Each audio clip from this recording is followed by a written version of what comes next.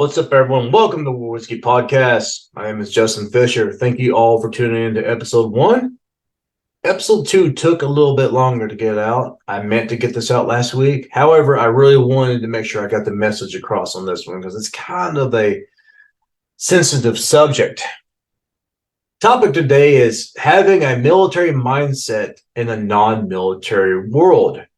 Now, it kind of leads into why I developed the channel back in 2020. I want to give veterans, service members a voice for their stories without representing the brand.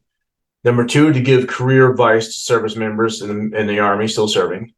And number 3, to help service members and even veterans transition into civilian world, which is where this podcast really came from. A situation that I just experienced about a week and a half ago, I think. And it took a while, and I went through this whole array of emotions to get to this part. And we'll talk about that. Then we'll get into the 3 key points I want to make. Like I said, the topic is having a military mindset in a non-military world. So what's a military mindset? Well, the military is a whole different community. It's a whole different culture. And the societal norms are within a military community is also dependent on what your job is. Like I'm infantry, I'm combat arms, I'm 11 series. If people who watch the show know exactly what it is. You also know what humor we have and how we come across to people. It's different than the people in the logistics world. It's different than the admin world. It's different than the Navy, the Marines, the Coast Guard, the Air Force, even space. I don't know what faces Space Force. I'm sure they got the same thing. It's all different. And all that is different than the civilian world cultural norms that they have. And some jobs do allow you to transition smoothly into that. But a lot of service members, especially when they get to the end of their tour, they're faced with uncertainty of how can I transition successfully into the civilian world? And it causes anxiety. It causes depression. Because if you're old head like me, I've been in 24 years. So I'm 42 years old. 24 years of my life, I've been in the military.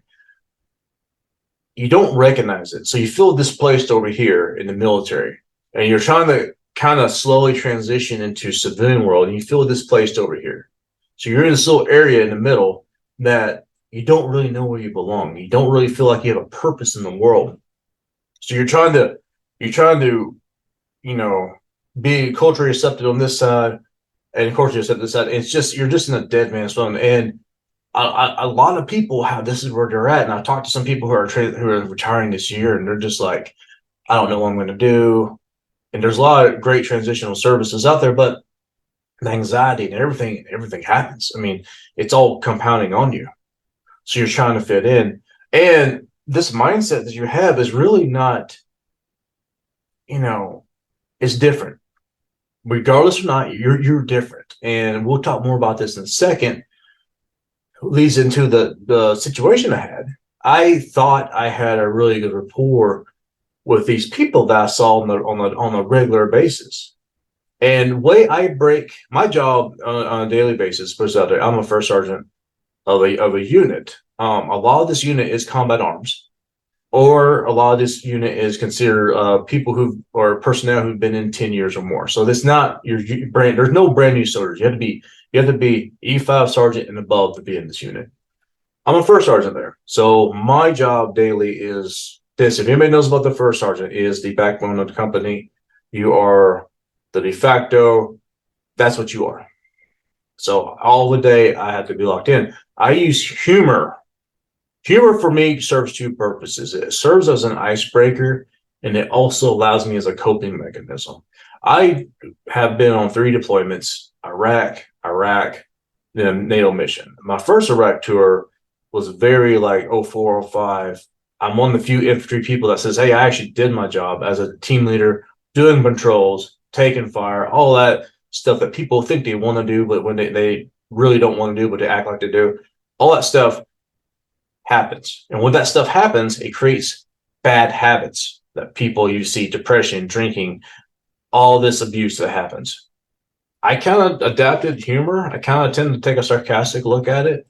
My thing is, if no one's shooting at me, it's kind of easy day. So I kind of keep the sarcastic view of the world because it's how I deal with things. It's how I cope.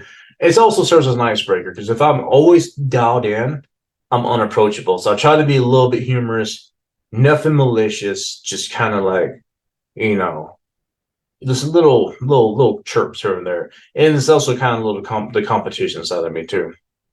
However, in this environment, that hurt people's feelings. And though there was nothing malicious, nothing, it was even like even substance to it. But I did not know my audience. I didn't understand it. And I went through a wide variety and a lot of veterans. I've talked to veterans since then who've experienced this, service members who've gone through the same thing. First of all, you own it. Hey, and I did. And I said, look, man, I talked to the owner. I said, look, I'm sorry. Blah, blah, blah. Own it. No problem. Then I kind of got like, wait, what? And the more I heard, it was like, are you kidding me? Like the astonishment, like this hurts people's feelings. And I've talked to several service members about this, and they're all the same way. Like, what? And it kind of gets like, okay, I owned it, but then I started going through this like, well, why didn't they tell me? So now I'm getting kind of hurt. I wouldn't say hurt. I was more starting to get into the anger part. Like, oh, okay, so this is what this is. And then you start getting furious. And a lot of service members I've talked to who's been in this situation or something similar, even some other community members from this area was like, yeah, why didn't anybody say anything to you? So I went from owning it to kind of astonishment to anger, and I'm going in this habitual anger wise. So I came home, I talked to Andrea for a while about it. I really just had to sit down and think about it for a moment.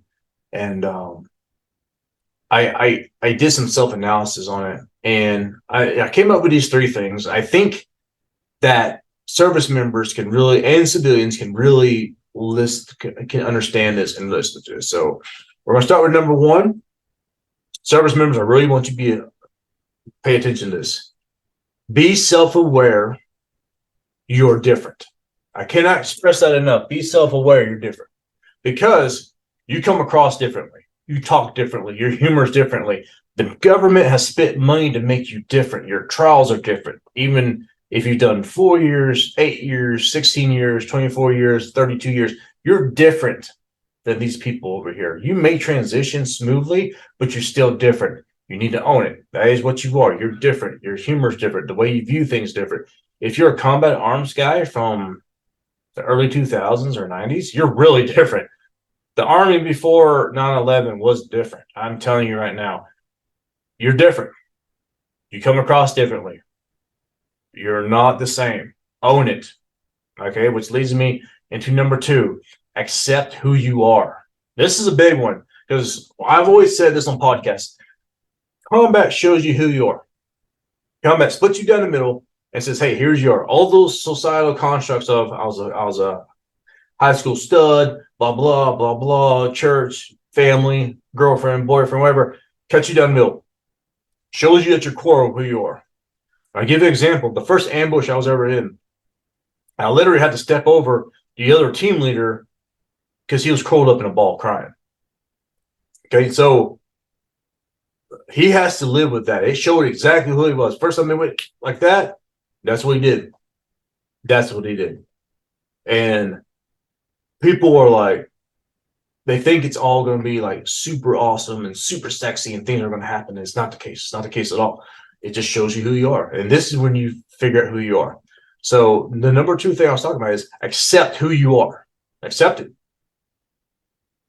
Are you a lion? Are you a sheepdog? Are you a sheep? Are you a sheep in a lion's mask? Are you a lion in a sheep's mask? Accept who you are. Accept who you are. Own it.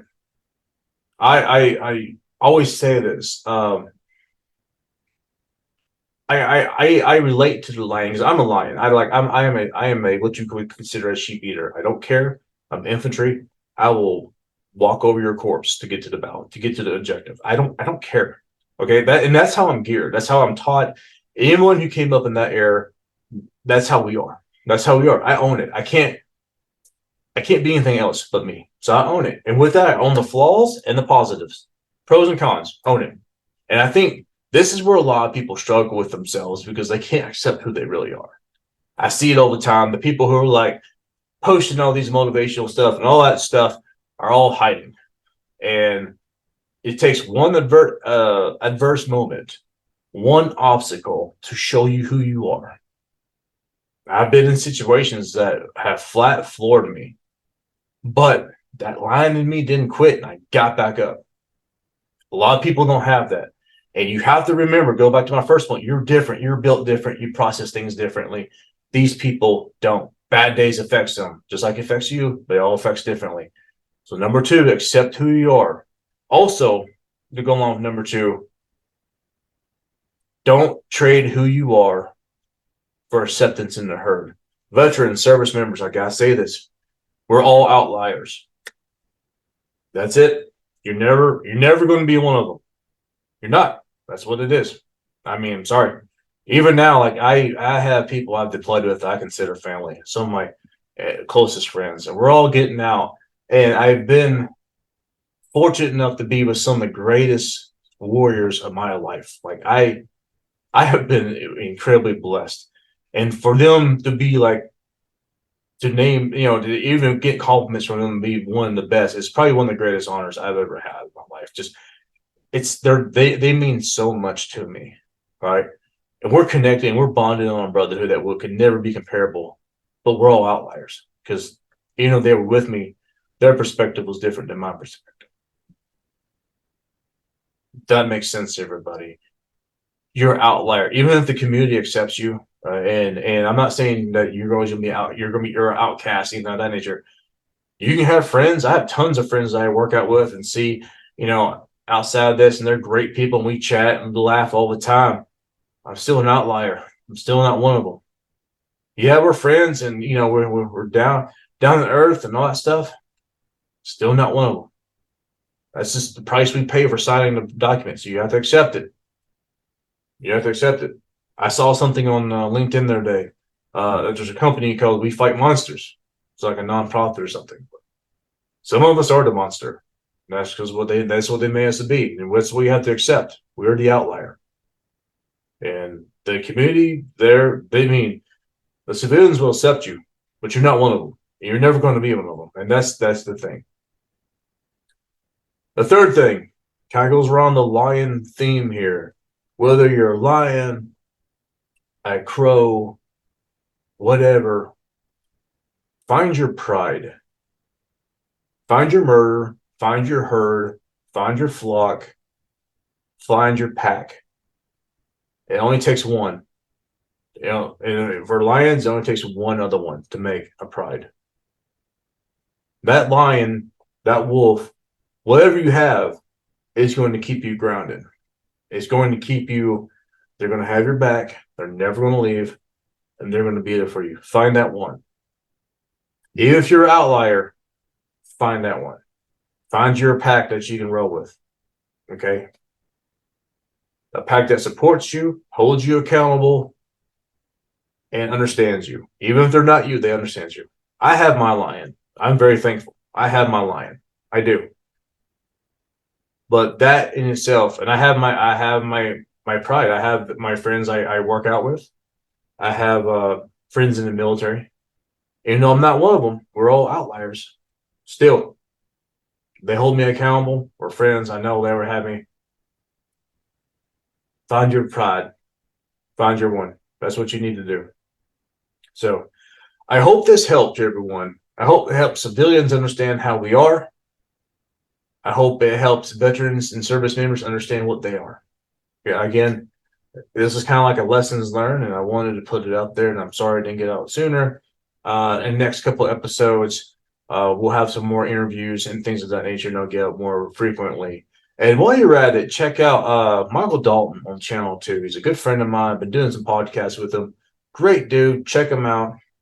And on that note, I'm going to call it a night.